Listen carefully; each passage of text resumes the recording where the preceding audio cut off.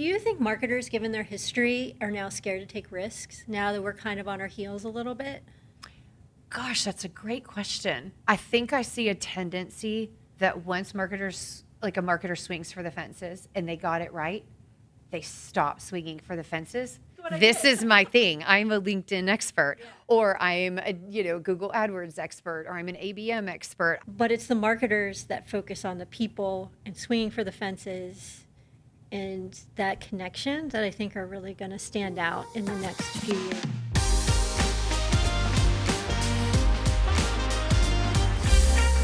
Hey, everybody, and welcome to the Marketing Blender Show. I'm Dacia Coffey, and my special guest host today is the fabulous Crystal Jones, one of our Chief Marketing Officers. Thank you so much for being on the podcast. Thank you for having me. I feel special. Well, I'm so excited. This is a little bit of a weird topic, but super important, and I really hope that it serves you as a human in addition to a leader and a growth leader. And the topic today is about the importance of curiosity as a chief marketing officer.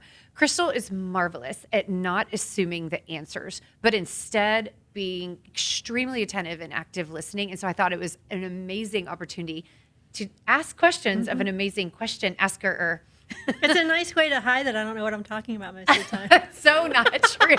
So not true. But okay, I actually love that starting point because we could have chosen topics like ABM and technology-enabled advanced sales campaigns and sales enablement and all like razzle-dazzle, digital marketing and funnel and this and that. So you could very aggressively go straight into tactics, but you do a really great job being patient and holding off tactical conversations. So 2 questions. Why do you hold off the tactical conversations, and how do you? Because everybody's always excited to go, okay, what do we do next? Yeah. So, how and why do you do that? No, it's definitely tricky. It doesn't always, go as smoothly as like you nicely made it sound. Sometimes, it's like it's a high wire act. But once you start getting into the tactical conversation, that's all your conversation is. Like you're always down there in the tactics, talking through it. And it is very hard to get back up into actually conversations about the overall business strategy, things like that. So it can be painful. Some CEOs, some teams aren't as patient as others. Yeah. So it just depends on reading the room on how you have to go. But, like I said, once you get into tactics, you never come out of it. So it's such a great point because it's not just about what tactic to deploy, but what are we saying inside of that tactic? And what are the small nuances that we're rolling out that make or break the success of that campaign or that tactic? And it occurred to me, basically, if you go tactics first, it always deteriorates into a he said, she said kind of argument because it's literally just what do I think, my opinion, versus what does this other person and who won the argument versus how do we get aligned around what are we testing, how are we going to market, and what are our assumptions? I think that's a good point around aligning because when you get into tactics, you're not really thinking about alignment with anybody else. No one feels like they have buy-in to what you're doing. Yeah. Really important part of marketing is having that alignment and buy-in from other parts of the organization. And without that, then it falls flat. You're always on the defensive. You're always trying to explain. People think that you've just ended up in your marketing bubble by yourself and come up with these decisions. How many times have you heard that? I've heard that a lot. Where like, I don't know what marketing does. They're just out there like, doing things. Yeah. And I'm like, what things are they doing? Yeah. Yeah. I don't know. So it's like you never want to have that I don't know, Exactly. Yeah. Exactly. Well, and I think it's an interesting choice of word, curiosity. Yeah. Because there's other words that you could swap in, discovery or strategic planning, but there's a special nuance to curiosity. So why is curiosity important to you? Because it denotes a lightness to doing it and a genuine want to do it. When you think about discovery and all that, it feels more like it's just business driven and not people driven. And that's important to me as an executive, as a business person, as working with other people, because I'm really stewarding their baby. Yeah. These are businesses that people have spent blood, sweat, and tears building, they had an idea, they actually had like the guts to go out and do something about it. And I take that part of the job really seriously because they've done something that a lot of people can't, won't, are scared to do. Yeah. Do you know, there's so many different things coming to mind for me because having a curiosity is also what's going wrong, but also what's going right. Yeah. Because even in a company that's hit a growth plateau or has found themselves in unmitigated risk, maybe they have a golden goose client and that's a very scary situation, even if the relationship's healthy, or their market's being commoditized, or a million different things. It's so easy to just focus on what's the problem. But there's usually hidden gems that are indicators that we can maximize now, or somebody's got a really great idea or intuition or market knowledge that has not been tapped. And you can't leverage like early stage momentum if you're not willing to go hunt for it. And if you don't have that open-mindedness to just wonder, what am I going to find here? And it's amazing how frequently our near-term wins are as surprising to us as they are to the clients because you simply don't know what that blind spot is, where once you find it, you're like, oh, let's just turn this on. And then all of a sudden that early ROI starts happening because you have to be open about all of the different things. Oh, for sure. And you have to be open. And they didn't get to where they are by accident most of the time. I mean, maybe some people did. And you're like, oh. But not usually. You're right. There's a few.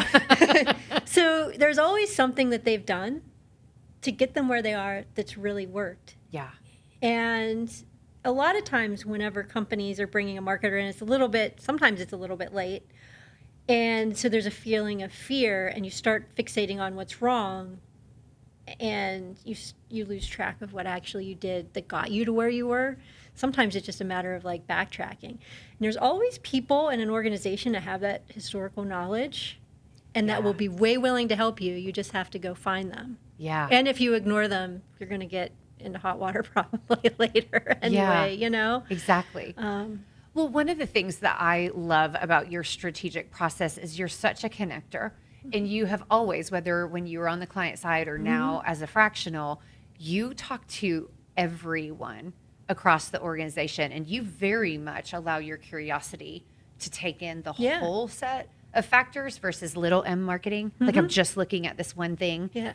And it's really remarkable. You know, like you said, there's somebody that has tribal knowledge that, you know, is going to show up. But there's so many different opportunities that might be hidden. And it's just because it's not labeled marketing, nobody went and spoke to those people. Yeah, and they're a valuable trove of information. I wish I had like a method to my madness, but it's completely instinctual. It's just, you know, in conversations with, you know, a CEO or a sales leader, a name gets dropped, and I'm like, ooh, I want to talk to that person and like figure this out, you know? You can't just stick either to like leadership. Like, don't let your ego get in the way of like talking to everybody. Yeah. You know? I think sometimes that happens whenever people hit a certain title. Agreed. I think, you know, I am very fast paced, and especially earlier in my career and earlier in the business, you know, I was so focused on, I've got to be smart, I've got to bring answers. And I did. But I do think in hindsight, you know, my maturity and like really creating much bigger value came when I slowed down the answers and gave myself permission. When a leader would say something, I would go, okay, I'm going to ask the dumb question. Why do you think that? Or what, you know, like, how did you learn that? Or, you know, and that really is curiosity. Like sometimes it wasn't even a hunch, but I would realize, I don't really understand why they just said that. And man, it took so much to be like, okay, I'm not scared of sounding stupid, but I'm going to ask this question, you know? But then it would open up insights that, but it was hard one for me, you know, like to really learn to sit in that question. It is very hard. And my Achilles heel a lot of times is patience.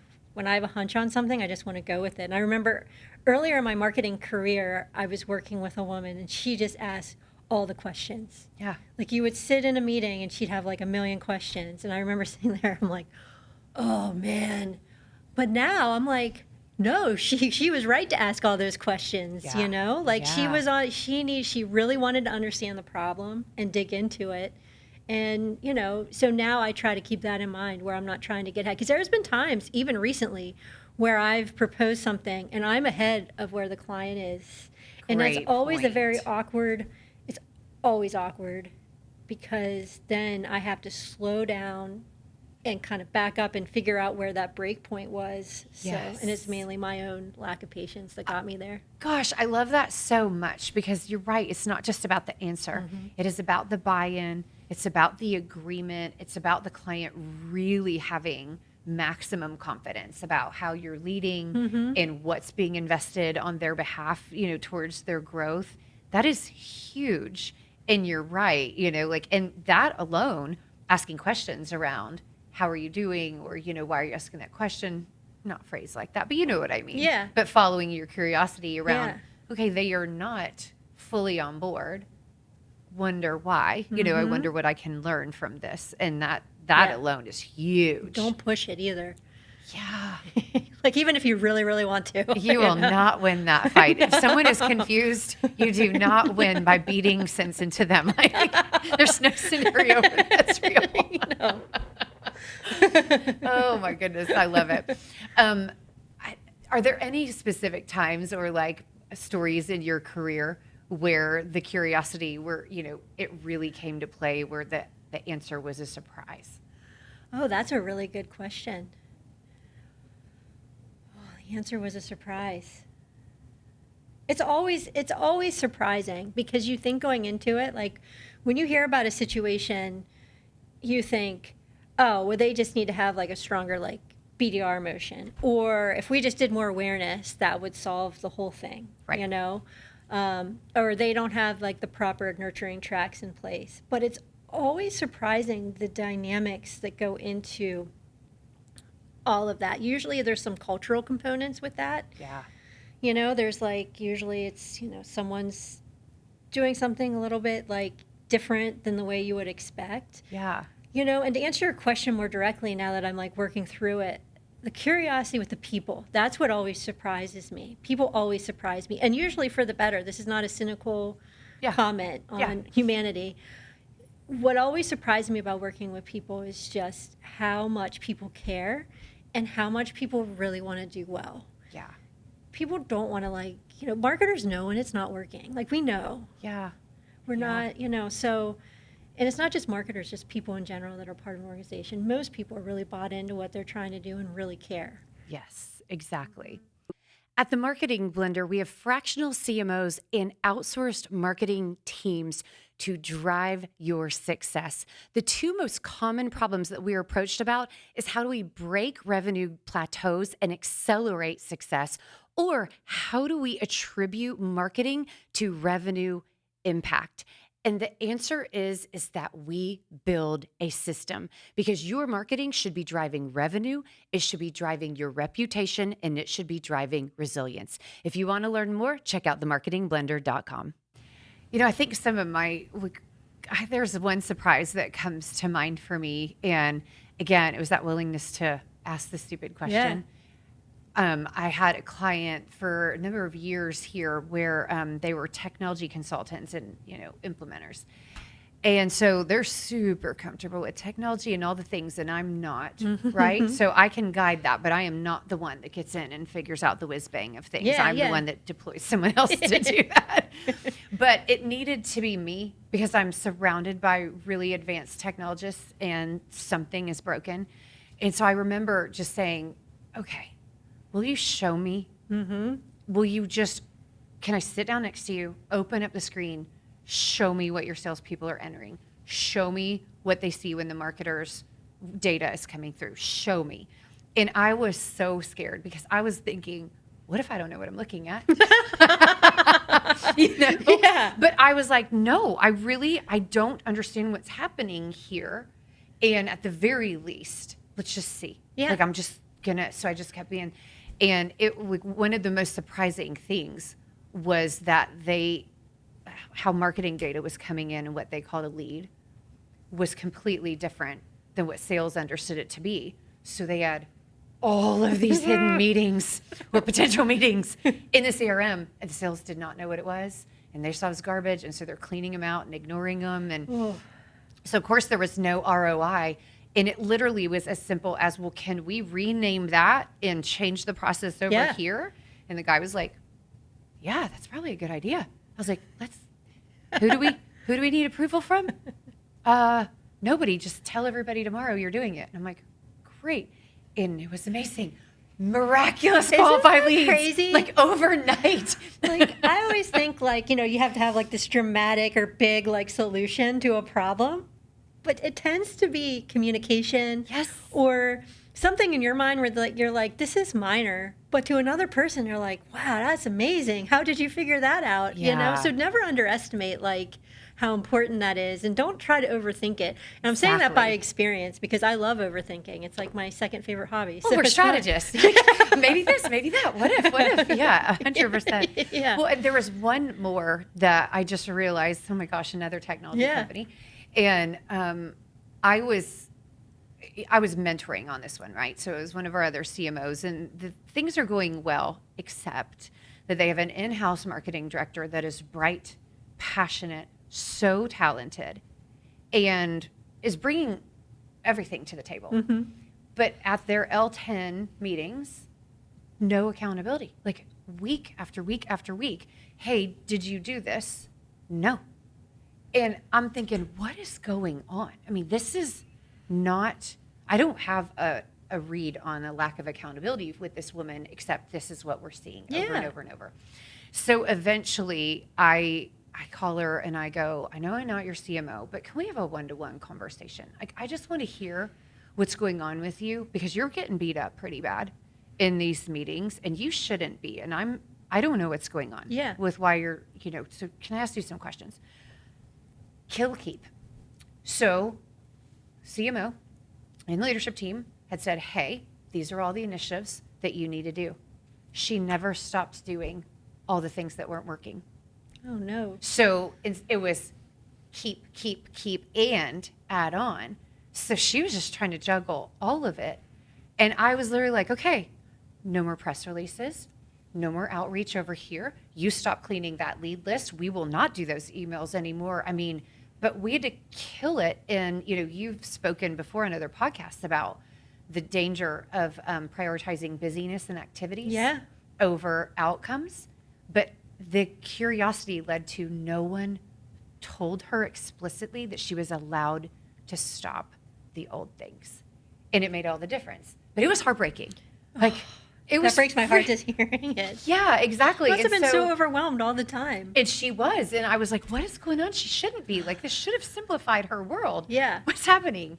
And what was happening was just miscommunication, you know, again. And you nailed it when you're like, so often the heart of the problem is rooted in something happening between the humans, not a broken campaign, not this crazy advanced technology.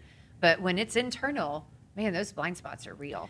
And it's so scary to stop something. So there was probably a feeling of fear of stopping something. I literally just had this conversation recently where I'm like, we need to stop doing this certain thing.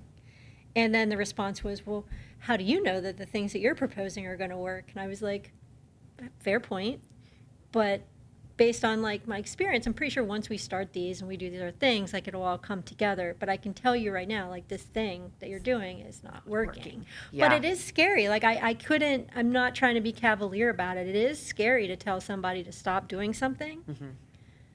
Yeah. Just in case there's like that one thing out there that could happen. I'm going to tell everybody right now, it's not out there. No, exactly. Well, I mean, and deploying something new, AI is such a great example right now, especially if you're building an automation or something that is speeding up a process, because it's so scary to think, what did we miss? Or what do we not see? Or what do we not realize is being accelerated that we, like didn't realize to check. It's very scary, but you have to decide to fail forward. Yeah, I agree. If you will, because you can't learn and you can't succeed if you won't try anything new. Do you think marketers, given their history, are now scared to take risks now that we're kind of on our heels a little bit? Gosh, that's a great question. So I think I see a tendency that once marketers, like a marketer swings for the fences and they got it right, they stop swinging for the fences because they're so comfortable getting it right. You know what I mean? Yeah. That they're like, good, this is my, Look at what I did. This is my thing. I'm a LinkedIn expert. Yeah. Or I'm a, Google AdWords expert, or I'm an ABM expert. I do think that it's scary. There's so much data and there's so much this, that, and the other. And and things go so fast and there's so many missteps that you can make if you don't have buy-in. Yeah. So, I don't know. What do you think? I do. I think we're a little risk averse at times. Yeah. And I think, I was talking to a really good friend of mine about this with AI and with technology. You can have marketers out there that just really know how to like prompt engineer AI or really understand the tools. But it's the marketers that focus on the people and swinging for the fences and that connection that I think are really going to stand out in the next few years. I think people are hungry to have that human connection. Like when I go online, I'm like, oh, it's just a cesspool of just crap. Yeah. No offense. I'm a little cynical about social media, to be honest. But when I'm with people, all that cynicism is gone. Same. Yeah. And I think, maybe I'm being old school, but I think a lot of that should come back. I'd like to see it come back where it's more being together. And we lost something like when COVID happened about that person to person. We got comfortable being behind a screen instead of face to face. Yeah, I agree. And, at the risk of using corporate jargon, because I really mean this intentionally, it brings to mind like a CMO has to be great at change management. And change is about people, and it's about bold or clear strategic moves. There is no hedging your bets when you've got to turn something off or restructure a team or enter a new market. I mean, it is not for the faint. No. If you tiptoe into something, a lot of times it's just wasted time and wasted money and a lot of disillusionment. So when change management's really about communication at the end of the day, because it's about process as well, but it's really about communicating with people what to expect. Yeah. And having the hard conversations if it's, reorganization and losing people, things like that. So it really is like, it keeps coming back to me about like people. Yeah, exactly. Exactly. You know? Which is why one of your superpowers is curiosity, because you just love like learning more about what's happening with them. Thank you so much for being on. I love thank you for having me. I love the opportunity to have heart forward conversations, because I think people forget sometimes that marketing is about, you know, that human aspect behind the tactics that make or break the success. Yeah. So, well, you guys, thank you so much. We would love to hear from you. So make some comments, share some of your experiences, and definitely hit that like button. Definitely hit that subscribe button. We wouldn't hate it if you told your friends and peers about us, and definitely connect with Crystal. You guys, thanks so much. We'll see you next week. Onward and upward.